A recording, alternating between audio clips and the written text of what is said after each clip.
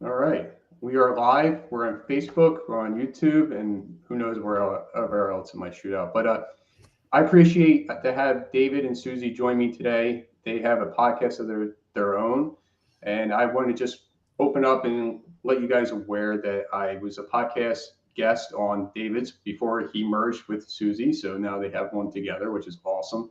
Mhm. And he has been a guest online as well. So he shared his journey with my listeners. And so just today, I just wanted to connect with you guys. And you had your podcast, David, for a long time, and I just wanted you to kind of share like your podcasting journey. And now you guys are leading and helping other people. And we could just go back and forth with what it's been doing for you guys and what it's been doing for others as you continue the podcast. And now that you have this program that's coming out. So would you mind just sharing a little bit about yourself, David, and then we'll go to you, Susie. Mhm. Yeah, so I was a victim of a hate crime, and I realized the lack of resources that I just didn't know was available, or even just the minimal.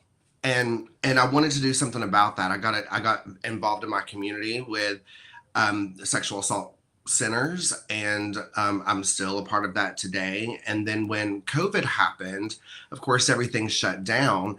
And so I thought, I want to have a podcast. Now's the perfect time to do it. And I thought I would listen, record one or two episodes and then be done with it and throw it in the closet. And I was wrong. It's uh, 3 years old now, and I wanted my platform to be a part of my journey as I'm healing and progressing. And so the first was Surviving Abuse podcast, and then I transitioned into Surviving podcast, and then now I have Susie and I are together, and we're doing the process of healing. And so, Susie, if you want to take over and tell Mhm. them about that, I will shut up for a minute. Yeah, David and I met, I think it's been like 3 or 4 years ago now. I was actually a guest on his podcast. He had put together, he and another friend of ours, Barb, had put together a group of women that had experienced mistreatment and abuse at the hands of the troubled teen industry, Lester Roloff's Rebecca home. My parents actually worked there, and I was born. Um, they the pastor helped like to pair couples together, and my parents got married, and I was born on the compound. I actually would have been actually born on the compound if my grandmother had not stepped in and been like, "You're going to have that child at the hospital." But lots of mistreatment from my family growing up. And I just in the last few years really became strong enough to decide to start talking about it, to work on getting justice for the perpetrators, the people that did some really bad things. And through all of that, meeting Barb and connecting with her and just doing what I can to help all of the girls that went through the home where my parents also mistreated them. I really feel like it's a chance to bring awareness that this stuff doesn't stay in the troubled teen industry bubble. It spreads out into the community through people like my family. So David and I connected through that, and we just stayed great friends over the years. And then when he wanted to take what he was doing first with Surviving Abuse podcast and then Surviving podcast into more of instead of just sharing survivor stories, incorporate an aspect of healing into it for everyone, I was right on board. Like, that's my mission for my own life. And then also, again, just to help any of the survivors that my family injured, hurt. And so I love this opportunity. We really put together a great set of modules and videos. And then now with the podcast, to be able to share with people, just giving them a chance to sort of jumpstart their healing. Yeah, So yeah, it's really fun. Enjoy that's it. awesome. Yeah. I'm glad. Yeah, it's got to be fun, right? Otherwise, we wouldn't keep doing it. Right. So, David, you've been doing it for 3 years. So, what was it like to shift? Like you made a few shifts here and there, along your journey with podcasting. I got nervous because people change is scary, and I have some loyal followers. But one thing that I've always been adamant about saying is that I want this to show my progression and my growth as well.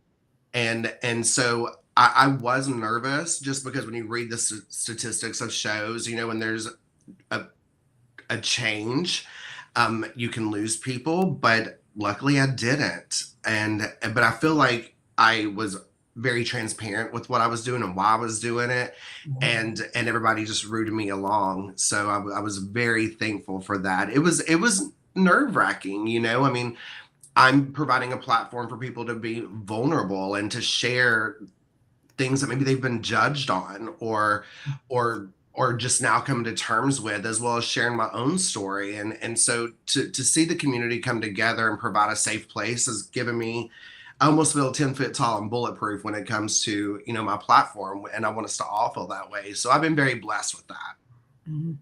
Yeah. You felt nervous though a lot of the times. Oh yeah. Yeah. Absolutely, I did. But you know what? I challenged that.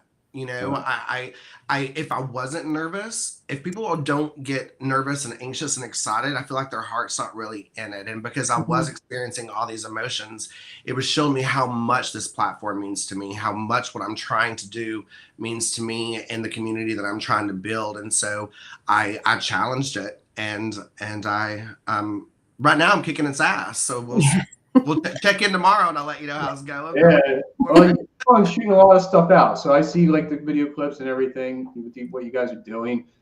Susie, what's it like to be a co-host? I love it so much.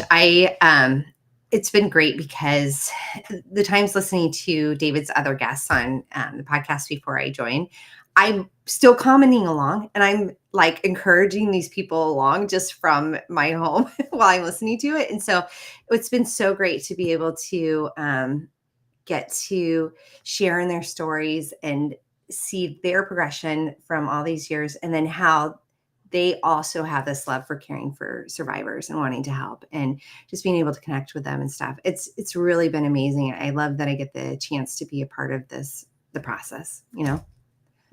Do you guys have any any guests that you can think of at the top of your head? You want to share some, real quick stories or whatever that you were able to hear, and now that you created this program and you're able to help maybe them or somebody else that was listening to them to kind of connect and help them? Yeah, I actually have a great story. Caitlin Avery is one of the ones who is going to be on in the coming weeks. I know your episode is too. I'm just really excited for everybody to get to hear. And so my family, I have 2 kids, they're 10 and 11. And then my husband, as I've been doing this, they've been really supportive. And so as the last few episodes have come out, they actually watch them on YouTube. And so one night they had watched an episode, and then one of the ones from the previous seasons came on, and Caitlin Avery, my husband and the kids listened to it. And then when I was ready, Sean was like, Susie, you need to hear this. Like this gal, the way she presents her story and then was not afraid to be able to share it publicly and the stuff that happened to her and how she handled it. He's like, you need to hear it. I think it could really encourage you. And so I did. I sat down and we watched it. We call it The Show. We just watch it on YouTube in our living room. And I messaged David after that and I said, is there any way we could maybe have her on the show? We have different topics that I think she would really be able to speak well to. And he messaged her, and then later that week we were able to record with her, and it was just a chance to tell her how much she has impacted my life and what she's done for my family. Like so amazing, and just really great information. And I said, I feel like that for all of our guests, with what we're doing with the process right now, like each person is able to speak into a topic that is so impactful. I mean, in my life, David's, everyone's, that we hope really can get some good information out of it. Yeah. So you're able to connect with people you probably never would have thought Right. you could connect with before. And Yeah. and I'll be honest with you, that's been like a huge game changer in podcasting. Like I would never met David if I didn't podcast, Mhm. and I was connected with another podcaster before him. And it just keeps growing from there with people Mhm. all across the world. And I was fortunate enough to connect other podcasters or guests with each other. And now who knows what they're doing with each other, you know what I mean? And hopefully Mhm. they were able to connect. So, I mean, have you experienced anything else like that? How about you, David? Have you experienced anything like that? Oh, absolutely. Pretty much everybody in my networking circle now is somehow podcast related, and we're just like Susie and I were even talking, I think yesterday on the phone, and I was like, we know how to do all this. We're overbooked with people wanting to be a guest on our show, people wanting us to be a guest on their show, and all just loving and supporting each other. And I'll say that is one thing that I've really liked about podcasting is there's no competition. There's room for all of us. Mhm. We're here on your platform right now, John. I've been a guest on your show. You've now been a guest on both of mine. Mhm. And there's no competition there. We can all support each other. There's enough room for all of us, and we all listen and download and like and share and comment and support each other. And it's just a really cool community, regardless of what the genre is. I mean, most of the people that I first started communicating with in the podcast world was true crime, like deep true crime. Have you found that, John, that it's just such a cool community that everybody just loves Mhm. and respects? Oh, absolutely. And especially when like we're podcasters, so when we connect and we just talk about podcasting, it's fun. Yeah. We're able to just relax and go, wow, you did that, or you connected with so and so, and just have those conversations. Because when we're just talking about our journey in life, sometimes or whatever it is on that podcast that we're being a guest on, podcasting doesn't come up as much. But Mhm. when you're a podcaster and another podcaster and they want to dive a little bit deeper into how you started, why you keep going, and all that stuff, then that's when it really starts to uh, build a relationship there between podcasters. I was just on not long ago, and it was funny. The same week, it was this week, I launched mine with her. When she was on Mhm. mine, and she put like, uh, and that wasn't that wasn't set up to be that way. It just happened, Uh-huh. right? But we had a great conversation during that interview of podcasting as well. Mhm. And yeah, it's been fun. I enjoy it. And then meeting people in person. I share. Elaine has a podcast about suicide, Mhm. and I was able to meet her at the Podfest this year back in January in person. And Uh, that was after we were already guests on mm. each show. And so I mean, so that was a blessing in disguise that I never even thought of something like that. Mhm. So it just all comes together, eventually. It's Good. it's it's crazy. Like, I am now great friends with three people that are famous, like Robbie Ashadri, who is the attorney that got Adnan Saheed out of prison after 23 years of Mhm. wrongful conviction. And then, when Ellen Marsh and their huge platform. And then one of the guests that we have and that we're doing some future projects with is Shanna Forrestal. And she was the host for the TV show Southern Fried Homicide. And she's been in some really cool movies. And she has a great YouTube channel called My Calm World. And so to be able to collide with her resources and the education that she has been really cool. And I would like to throw out there too, John, if you don't mind, that when I progressed into or transitioned into the process, I did a lot of research and a lot of work. I collected and went through every email. I Mhm. re-listened to every episode, listened to, reread all comments of the things that people liked, needed, wanted, didn't like, and to bring into, the process. And something that you've been a part of, John, and Susie and I really Yeah. appreciate how I mean, we make one phone call to you and you're like, all right, I'll do it.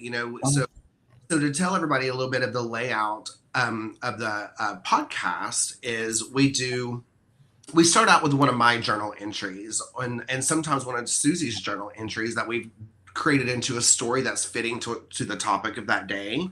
Mhm. And then we have and that segment is called Enjoy the Ride, because one of the things that really stood out to me is when people would tell me, David, I hear your story, I hear your journey, and you're smiling and you're laughing. I didn't know that we had to give ourselves permission to do that. It does not take away what I went through. It does not minimize what I went through. But I am now in control, and I can smile and enjoy the ride as I'm learning and developing and growing. And so we have the segment, enjoy the ride. Then we have the It Takes Courage segment, where people have written in questions saying, hey, I'm kind of here in my process and I don't know what to do. And so we've reached out to people like John and said, hey, we've got a guy that's going through a divorce and he's got questions, and John shot a 15-minute video for it, and I was able to break it up into so many different things that we're going to be able to release. And then so we have that, Susie. We have then we usually have a special guest that'll come on. Yes. Yeah. Also discuss, which John was a part of. And then we like to end on a motivational quote and survivor play, because we get survivor stories in of people saying, I went out to Walmart by myself today, and that is a big deal for me. Or I showered today for the first time. That is a big deal for me. And we celebrate those things. Is that what you enjoy the most right now with podcasting, of hearing these comments, these questions, and, your listeners pretty much, trying to explore and become better for themselves? Yeah. I would say I love hearing them because, one, it just shows you that you're not alone in this process of like trying to heal, like even the stuff that you went through. It really resonates when you know that someone else has had a similar experience and here's how they are managing and making their way through it. And then it's just so encouraging, giving you ideas of how you can survive through it, and end up thriving where you're not just surviving. And I mean, it's just so great to be able to connect with other people. I know for a long time I was very isolated within my family and like made to just rely only on them. So to be able to start reaching out to only have to not only have the family that I choose, but to have this great community of people who care and really understand what you're going through. It's really awesome. Yeah, I appreciate the guests I've had sharing whatever they experience and how they are helping others in some way, whether it's what they experienced or it's something else that they just fell in love with. Because it gives the listener the power to take it in and realize that they aren't alone, and hopefully they can connect with somebody else. Because I don't know about, maybe you guys would agree. That a lot of people aren't going to open up because they're afraid to hear what the world has to say and think.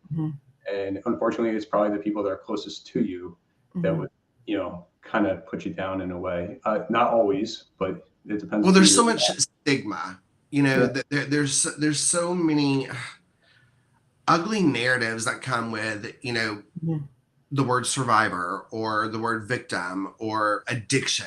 One of your one of your episodes that really stuck out to me that I listen to quite often, and I'm going blank on the guy's name, but he was very open about his addiction and his recovery, and there was just certain little one-liners he had. And I never battled with addiction, but I think we're all victims of things like that, but it even helped me understand the people in my life that are battling with it, to where when there are these hiccups, I have a little bit more of an understanding and patience with it.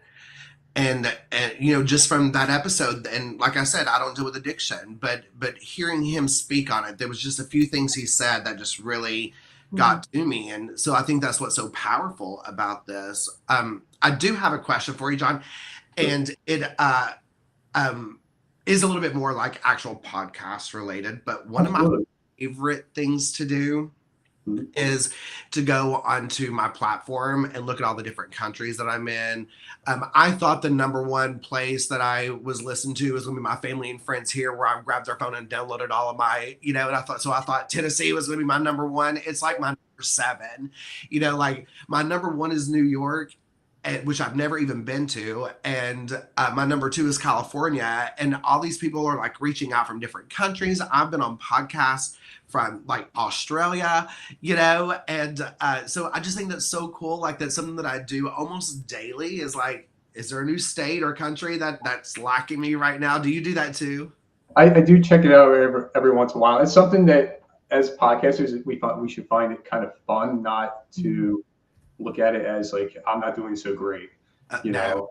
Yeah. So I do. So I don't know, if I checked into like the state, I checked into countries for sure. And, things, it's funny to see what countries are actually like, listening to you a little bit more than others. That's something I never would consider, especially with the language.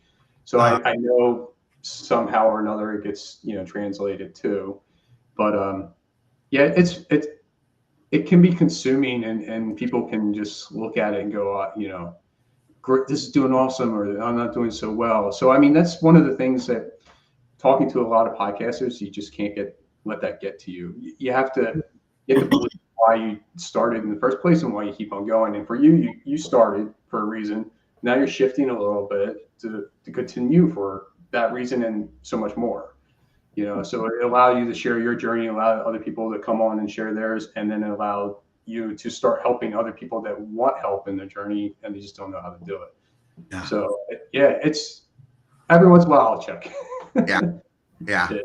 So how did you learn how to podcast?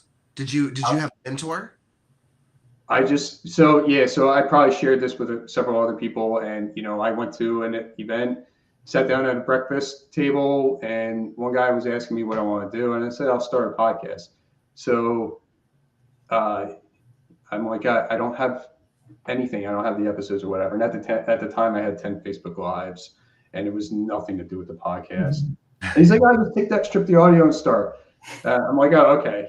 So 6 months later is when I decided to do something about it. And, I stripped the audio and started. And that had nothing to do with the way the podcast is now. And I explained that in episode 0. So people go listen to 0 to 10, they'll kind of figure out that this does not mix with everything I have going on at the moment. But it was just a learning lesson, and slowly collecting ideas from others, reading a few things here and there. But that bogs a lot of people down. So you can take so much information, and then you'll never get started with anything you decide to do. It was just diving in, and I'm still diving into things. I'm still learning new tricks and trades and whatever you want to call it, where we can just try to grow or try to help other people grow. So like collaborating, jumping on a podcast sometimes, or even YouTube channels. Like it's still a podcast, but you're jumping on other YouTube channels. So that's the way. That's how I learned how to do everything. Was I would sit down and watch a YouTube video, and I was so frustrated. I probably had to buy 3 different phones by throwing them across the room, because I was like, you're saying everything in this 5-minute video, and I'm not understanding any of it, because I didn't have a mentor. At the time, I didn't have any podcasting friends. I had just started listening to podcasts, and I was like, I want to do this. And I would love to share this story, and then I'll be quiet again for a minute. I'm a talker. But do you all know who Theo Vaughn is? Yes. Okay. I just recently really discovered him, and I'm obsessed with him. I think he is so funny, but now that he is in recovery, he has just been so open and raw and sharing all these things that I think is so important for men to share, because men have really been taught to, this is what a man is, and you've got to be masculine and go fight it out in the yard and don't show emotion, and there's a shift in that now. I have been asked so many times why I have started podcasting, and I give some generic answer because I don't know the answer. I know it inside of me why, but I could not find the word for it. And I was listening to his podcast on the way to work, and the other day, and someone asked him, why did you start podcasting? And he said, because I wanted to be heard. And I thought, holy crap, that is the word. That is what I've been looking for this whole time. I just wanted to be heard. And when he said it, like, my eyes started swelling up with tears. I was like, I just spray tanned. I will not cry. But oh my gosh, I was like, that is exactly what it is. And so I wanted to share that story. I thought it was a pretty cool, like, little moment that I had the other day in my car. Oh, that's cool. And I don't watch or listen to most of his stuff, but I do see him being more open and stuff. And he's having interesting guests come on that you would never even, I know there was a lunch lady or whatever, which probably had nothing to do with anything. That one is my favorite, though. So, It's just a good time laugh, which right. is also therapeutic. Yes, exactly right. Yep. So you get a perspective from somebody that does something all the time, sharing whatever jokes or whatever going on. Like I said, I caught a few of them, but yeah. So that is definitely something new where people are starting to want to share and just be heard. So one of the things I like to ask is, would you just start a podcast if nobody ever listened to it? Right. I think that's where he could have thought that nobody was going to listen to me, but I'm going to just put it out there and see if I get heard, you know. And I also believe that that's one of the reasons that you should try to figure out why you are starting a podcast. You know, it took you a while to figure it out. For me, I went through some stuff and I just wanted to see what other people were going through and how they got through things. Mm-hmm. And here I am still learning what other people are going through, right? So it's great. It's a great run. I enjoy it. Podcasting, as far as like, do you have any tips or tricks that kind of helped you to keep going or kind of grow or anything like that along the way? Mm-hmm. Susie, I would like for you to maybe answer this question because you're kind of brand new to it. So yeah, that's true. Yeah, I was thinking about that. One of the things I would say has really helped is having someone who has already done this before, like David here, and then connecting with guests who also are really passionate and fun, like you, John. And then to also have your people right in the house, your support that's local, who can watch it or listen to it and be like, that was really great. You're doing a good job. Or, when I told my husband, I'm like, can you listen to the first few episodes and make sure I don't look like a dork on the screen? And then also like, how did I talk? How did I sound? And just have that really kind critique where they're going to be honest, but also just know how awesome you are. And so that has definitely really helped. And I love how there are so many programs out here right now where you can take the information that you shared and then put it into small like TikToks or shorts for YouTube, and then just sharing the information, adding music, adding videos, and really pull out those pieces that are just really good nuggets of truth and kindness. It's made it so easy to be able to connect with people like that then, really like that. Yeah, and it is fun to get feedback from it, but it's also a learning experience, right? So I don't know about your whole background exactly, but it allows you to become a better listener, better communicator, and you'll learn how to talk to each other, ask questions a little bit differently, and it's going to take time, right? So I don't even want to go back to where I came from. I have no idea what it was like. Who knows? People don't mind listening to it, but I don't want to go back to it. But it's a learning process, right? So we got to start somewhere. Obviously, it took us a while to start walking when we were kids, but we had to get up and keep going. So if podcasting is something you really want to do, you got to just stay focused and keep going. This is not a short term, get rich, get full exposure, audience growth at all. A lot of people have it, but I also believe that a lot of people already have that name to carry with them in a sense. I know there are other ways you can make it work too, but it's definitely fun. I enjoy it very much. For me, as far as if I want to say tips or tricks, it's just being consistent. Keep going. Keep seeing what people are commenting, asking along the way. Change it up if you feel like you want to shift a little bit, and you can always go back. Yeah. Yeah. I always ask one question at the end for mine. I know a lot of other people might do a few questions at the end. Mm-hmm. Also, one of the things I don't know about you guys as far as taking on guests, I like to connect with them first before I say, hey, let's do an episode. Nothing against anybody when they come on to talk, but it's just I want to build that relationship first and make sure that we are on the same page. A lot of people I hear, I don't know about you guys, but I get a lot of guests that come on and go, oh, I was just on this one where I had to, do a 10-minute hurry up, quick answer these 5 questions in a few sentences. That's it. We're done. Where they kind of lean towards what I'm doing and what you're doing, David, where they feel like the flow is a little bit different, a little better. They like the energy, it's not stressful.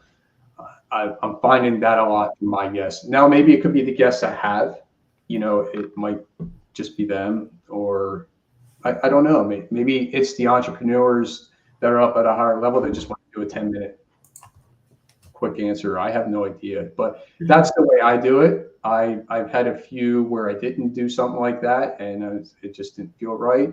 So I just want to stay with what I'm doing. Mm-hmm. The people who want just a small little, 10 minutes, I'm probably their worst nightmare, because when my mouth starts, I've got stories, I've got things to say. I already told you I want to be heard.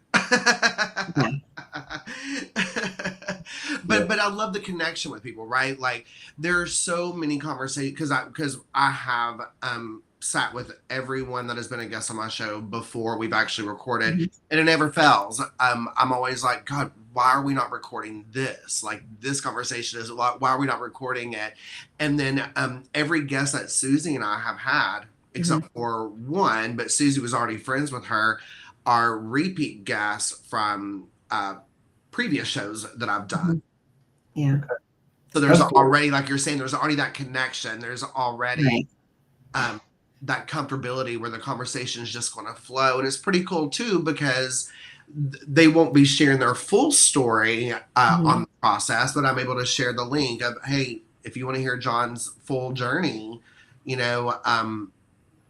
the link to when he was a guest on my show, when it was surviving. So that's always pretty cool too. Mm-hmm. Yeah. And what it seems like is that starting this out, it does help, I think, to have guests that are trustworthy, that they're not going to just throw out information that you have no idea what they're talking about and don't even know how to answer. That's shock factor. But to be able to have people that are on who also support you and what you're trying to do, I think really makes a difference. And, everybody who's been on, they've just been so kind, and they really are passionate about what we're doing too. So their goals align with ours. And so picking guests that have that same thing, as opposed to just filling a time slot with something that to fill out a podcast, I think is really important. So, and, John, I'm thinking about those people that you go on and just do the 15 minutes or 10-minute answer 5 questions. I know for us, like, we want to make it more of a conversation with people, and you do too. It seems like it's more of getting to talk and connect, as opposed to just pulling information out of a person, Yeah. And so those people that have that quick hurry up and get them out kind of deal, that's their podcast. That's how they do things. And sure. Yeah. No judgment. They might have a 15-minute episode and that's it, Yeah, that's true. That's all they're after. Yeah, I have no problems with what they're doing. It's just I feel like some people come my way and they go, "Oh wow, I get to do this. Like, this is different. I like this." Yeah, absolutely no judgment. If it works for them, how about it? It just wouldn't work for me because I talked to them. Yeah, exactly. How about when you have somebody new that's never been a podcast guest? How do you kind of make them feel at home? I love being the icebreaker. Most of my guests have my show has been their very first one. And so it's cool to see them doing other interviews and things now, or even there's 2 that are creating their own podcasts now. And so they'll reach out to me and, with questions. And so that's really cool. I love being someone's icebreaker with that, because I feel that I'm I'm a loving, caring person. And so like, I'm like, okay, at least it's going to be a safe, good experience versus because I've been on a couple of shows, not many, but I've been on a couple where it's not been that great. And it was mostly because there just wasn't that connection. You know, there wasn't any conversation before. It's we pop on, they hit record and introduce me. And so it's like, what do I do now? You know, I don't know what the boundaries are. And so then I get in my head and become my own worst enemy, you know, and again, nothing against their platform. It's probably something that I'm doing inside my head. Right. And so to be someone's icebreaker is just really cool. I find it fun too. And I tell them to relax. And then in the beginning, I feel like most of them are nervous. They think somebody's watching or listening right away, and they're not, you know, and, you know, I don't edit anything really out of my episodes, but and they're aware of that. So just show up and be yourself. And then I think after the first 5-10 minutes, after you get like a good laugh or a joke going on, they kind of warm up and they just start to be who they are and why they're there and start sharing things. And you've probably seen it in real time too, John, but it's because you're right. It's like all of a sudden there's just this, you can see in real time them just get comfortable. Yeah. You know? Yeah, and then at the end they're like, "Oh, that was great. What do you think?" Yeah. You know, and I'm like, "Yeah, it went well. Like it's you're just being yourself. Like that's all you have to be. You know, I'm not here to judge you in any way." But that's fun. I like it when people are like, "I never did one before," you know. And so then I'm like, "Well, here's other podcasters you might want to jump on, and if it fits for their show, and connect with them." Yeah. What's interesting is that when I first did my episode with David, that was my first time doing a podcast too.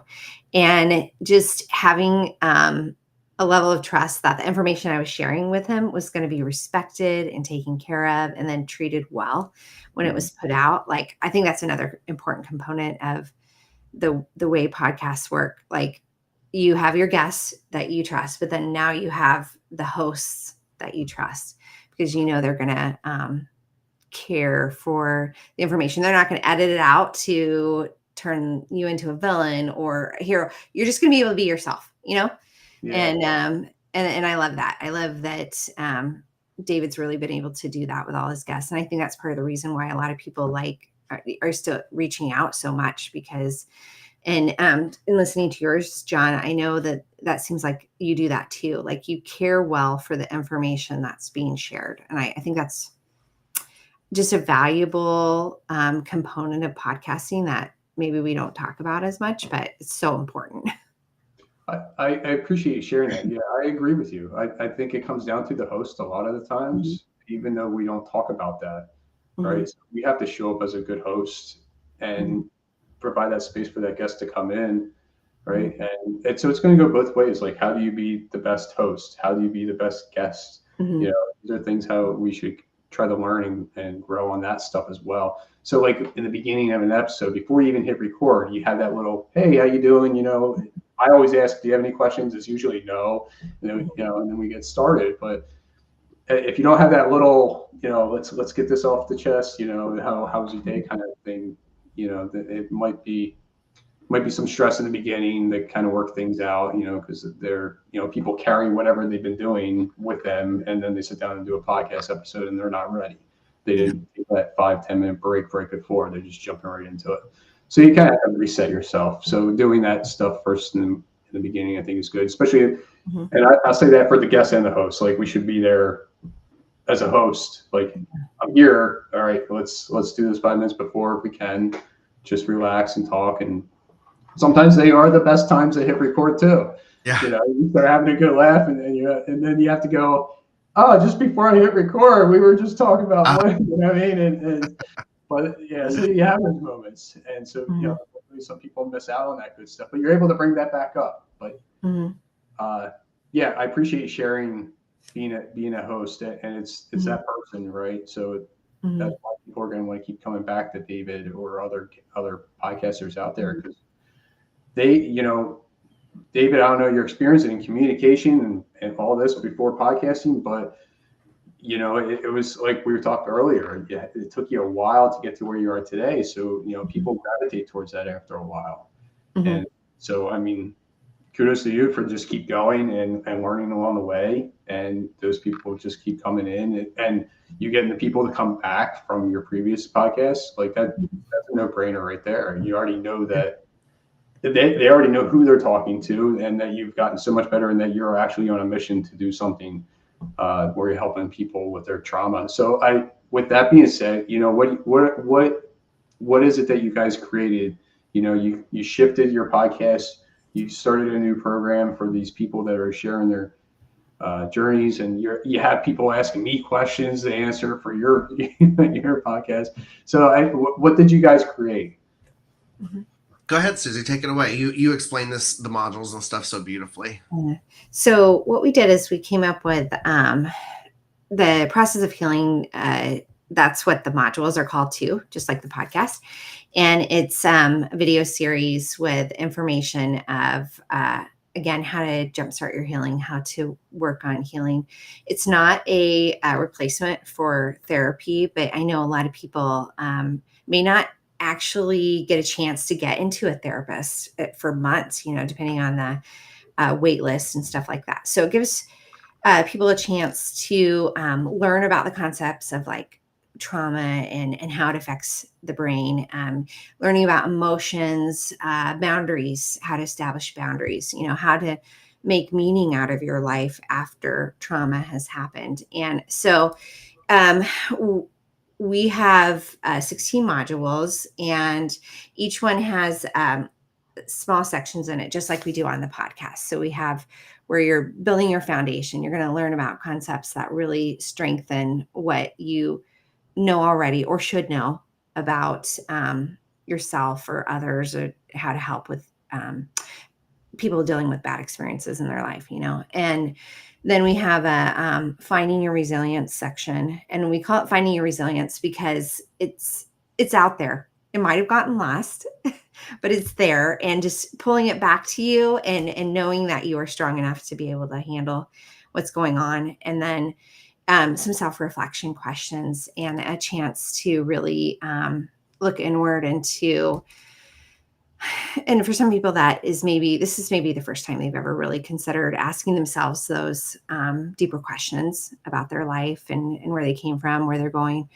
And then we have a Take 5 section with some friends of ours who are also life coaches and therapists that provide like the chance to do those basic tools that help with building a safe environment and grounding a person in the present tense instead of being stuck in the past memories, being tortured by those flashbacks or nightmares. And so it gives them a chance to learn like those breathing techniques, those tapping, different things that can help you be able to calm down when you're having a panic attack, stuff like that. And then we have also a Q&A time with David and me, where we don't necessarily go deeply into the stuff that happened to us, but just so people can understand that we're using these same things for ourselves. And actually that's what it's really born from, is that all these things were things that helped us through the bad times. And so just being able to pay that forward, pass it on to other people, I think is just wonderful to help them with their healing. And this was created because you're getting a lot of questions and stuff along your way of your podcast? Well, so I know for myself, it was created out of a couple of things. So my own experiences in life, and how I have been able to heal and recover after some of the things that happened to me when I was a kid. And then as I got older, and just being able to get out of that like gaslighting and narcissistic environment that I lived in. And I also have children who have been through some stuff when they were little. And so the techniques and things that worked with them, with me, and then being able to, again, just know there's a need as I've connected with others. Before doing podcasting, I was really involved in like connecting with other survivors through like support groups and stuff for sexual assault. And I found there was just like a need for something a little more, like that stopgap, that place that really allows you to do some of this information from the comfort of your home without having to leave and go to a Bible study or a support group outside of your home. If you're like, I had a time where I was just too scared to even leave the house for some of the stuff. And to be able to still get healing within my home has been amazing. And so I wanted that for other people. And, when I had always told David, like, hey, if you're ever thinking about doing stuff like this, or as he talked about his goals, I was always like, hey, sign me up. I want to be a part of it. And so, it's just, I feel like there's a great need that is not being met out there for, all different demographics and situations for people, so I think I could talk about that forever, but David, what do you think? Yeah. So what was very important to me, and then of course when Susie and I talked about it, she was like, yeah, absolutely, is I believe that we absolutely learn how to cope with the things that have happened to us. Mhm. I love what Susie said with, this is not a replacement for therapy. But what I was finding is I had a designated time for therapy. And I was given some tools to use, but I needed something more. And so we created 16 modules, and they're what, 45 minutes long. Mm-hmm. And so they're always just at your fingertip. You can listen to them in your car, on your phone, whatever. And it's a way, what I like to say, it's a way to water your garden, right? Like it's a tool in my toolbox now. It's those reminders of the breathing techniques of what I'm going through, or how to deal with what I'm going through, because those were the things that I did not have when my trauma happened. Mine happened in my adult life. I was not foreign to therapy, but it's one of those things where you don't just go sit down for an hour and spill your guts and cry, and then you walk away and everything's fine. It keeps happening. And I was just trying to think of what would I want, back before, when my trauma first, what could have helped me get to the place I'm at now, maybe a little bit healthier, maybe a little bit quicker. Yeah. And so that's what we spent some time in doing. And so, I mean, Susie and I created these modules, and I still listen to at least one every day. Mm-hmm. I went through a life-changing event. My partner and I have 7 years separated a few months ago, while Susie and I were, recording and getting all this together. And we had a module that's on grief and loss. And I just played it over and over and over again. I was like, it works. I'm reminding, even hearing my own voice, I'm reminding myself, having Susie in the background saying, listen, it's okay for this, but, is really cool. So I mean, there's literal blood, sweat, and tears in it. We're very proud of it. And again, I just want to provide and be a part of people's healing journey, and give them the things that I truly wish I would have had. Yeah. I think you make a really good point, David. Therapy is usually an hour once a week, and yet healing needs to happen 24 hours a day. And you as a person who's going through really rough experiences, the time that you might need some help is 3 a.m. in the morning, and you can't sleep. You couldn't fall asleep, or you wake up from, just a really bad dream. And so to be able to have access to kind words and just encouragement that you can get through this, that you can do it. And then there's something so powerful about that. And to be able to give that to people, to share that, to inspire them. I think I'm just so glad to get the opportunity. Yeah, that's awesome. And David, you never probably thought about this coming up until now, through all your podcasting journey, right? Yeah. I mean, the directions that, you said something in the beginning of, staying consistent. And that is one thing that I absolutely wanted to do, especially during the holidays. There are certain podcasts I love. And everyone deserves a break, right? I'm not knocking that at all. But during the holidays, I would always have a lot of time off work. That's when I need to listen to these podcasts that were doing reruns. And I was like, I'm not going to do that. I'm going to have a new episode each week. And I've stayed pretty consistent with that. There have been times, absolutely, that I've had to repeat episodes for a reason or whatever. But every week it's been something new. But another thing that you said that really just got me is you had said, if you go into this, with a negative mindset of like looking at your numbers, right? And think, oh, well, I suck. They should be higher. I look at everything as a pat on the back.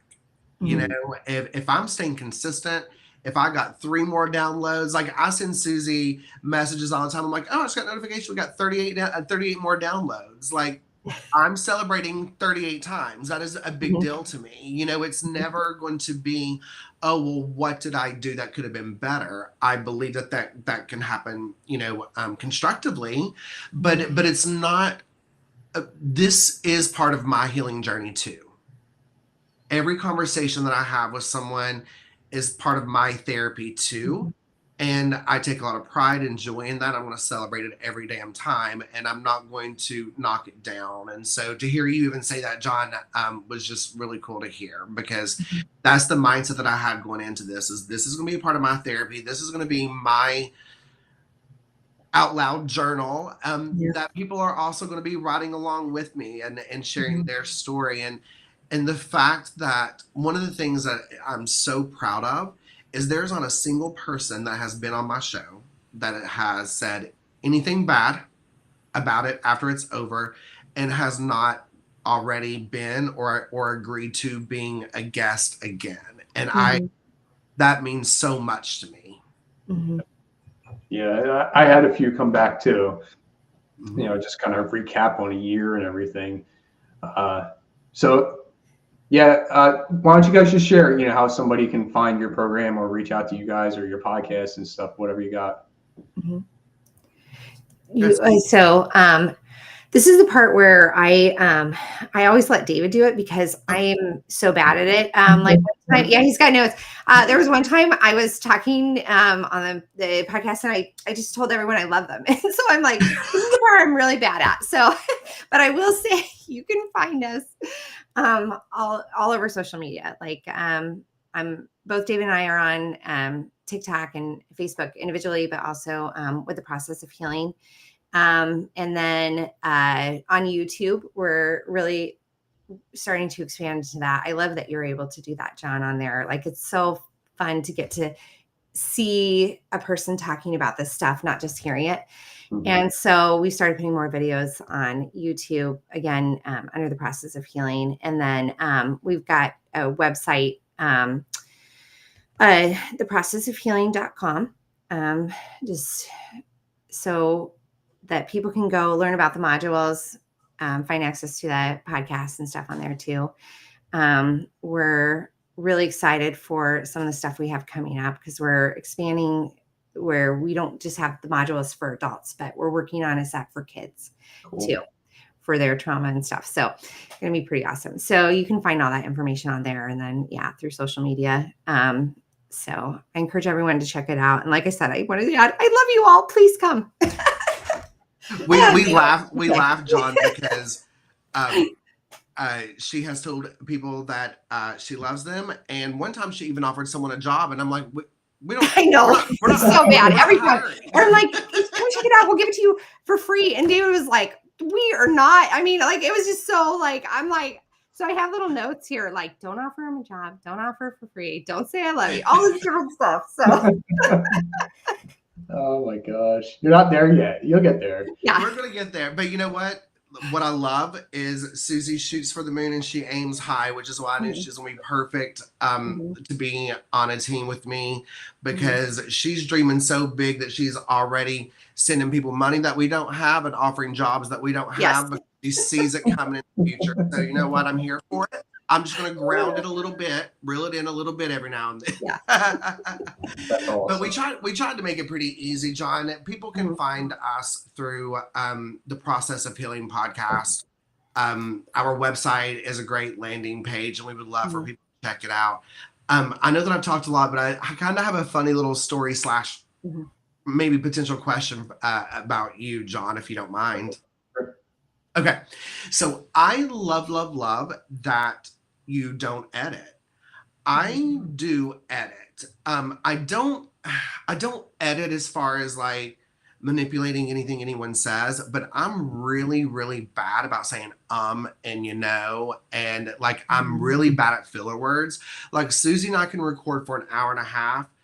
12 minutes will get knocked off just by removing filler words, and so I'm trying to get better at that, but I'm simply just not. And I'm also very animated. And so when you had put a couple of YouTube and TikTok videos out, when I was a guest on your show, I love them all. But where I'm so animated and I can't sit still, I'm always moving, I'm very passionate, anxious, excited. I cannot there's no good screenshots of me. So every picture that is like the cover picture of the videos is, of course, me making some weird ass face. And then the very first word is Yeah, and you can take all that stuff out, like I said. But was there a question that you wanted to ask me? Oh, no, well, I was just going to say I don't mean that in a knock at all, because when I seen you do it that way, I was like, you know what, but that's just me. I am animated, and I should be proud of that, and I am proud of that. I don't have to always try to be picture perfect filtered. It's okay that I say like all of that is okay. And so when you sent me the clips to use and then posted some, like it was a nice reminder.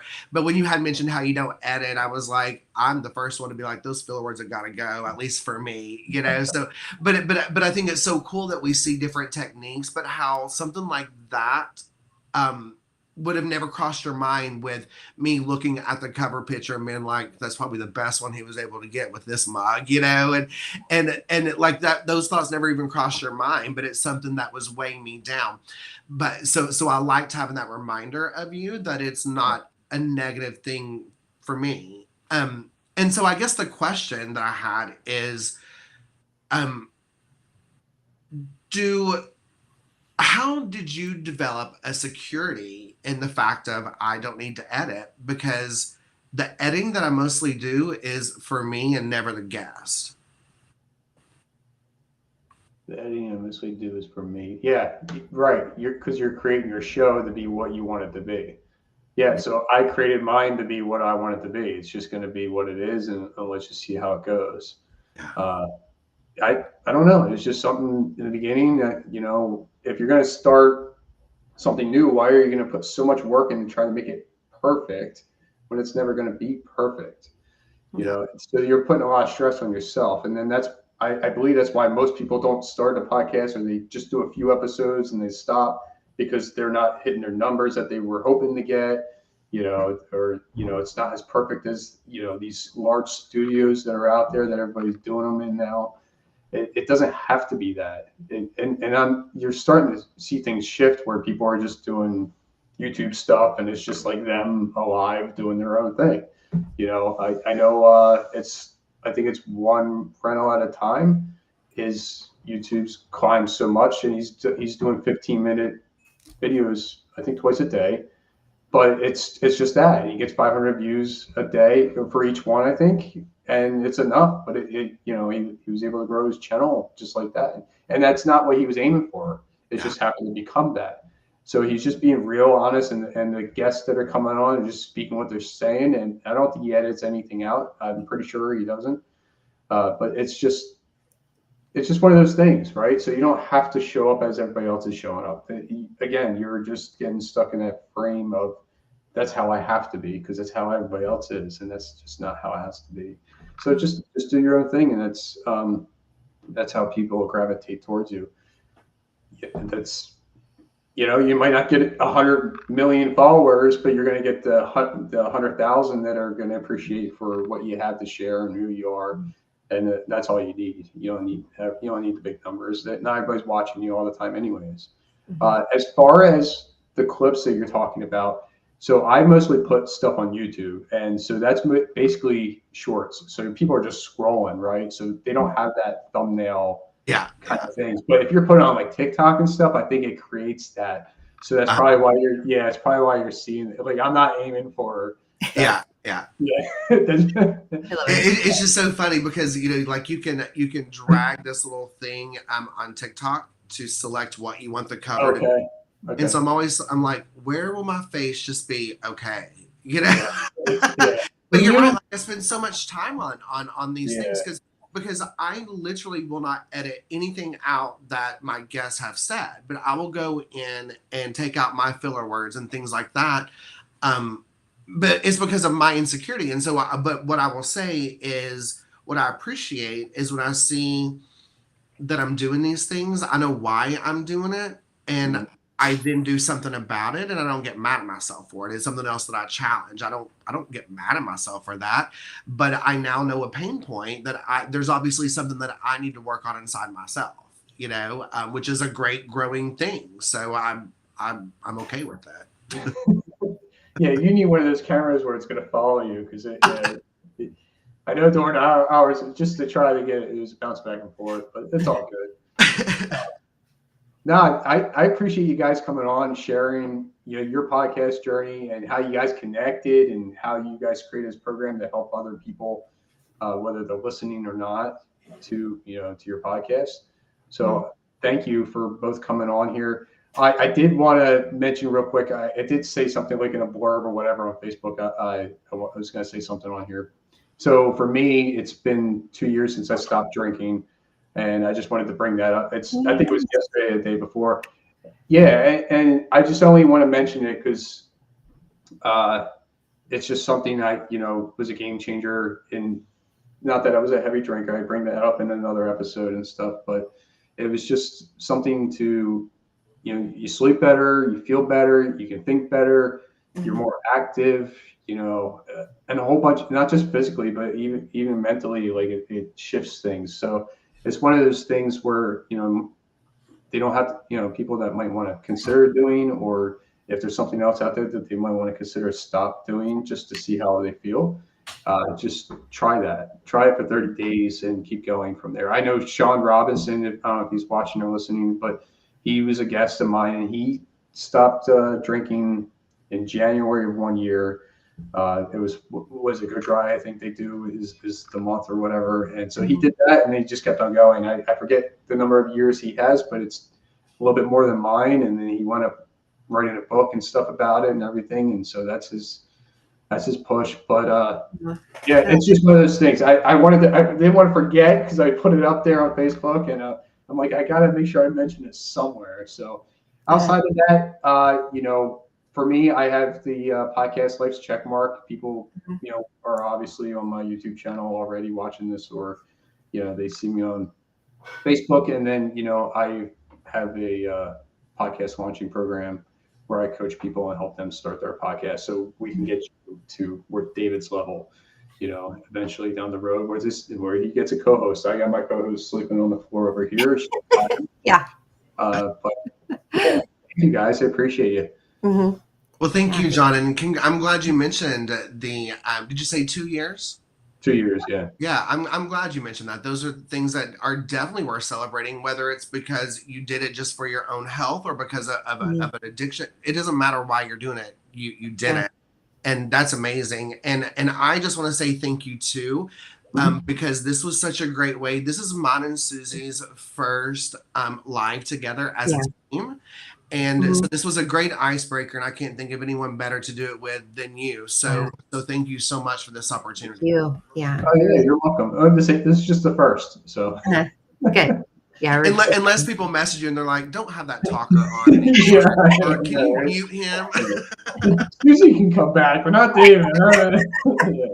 And that'll be okay. I will be in the comments watching and loving and supporting. All right, you guys have a great day. I appreciate it. Yeah, you too. Thanks, Don. Thanks. All right, bye. Bye.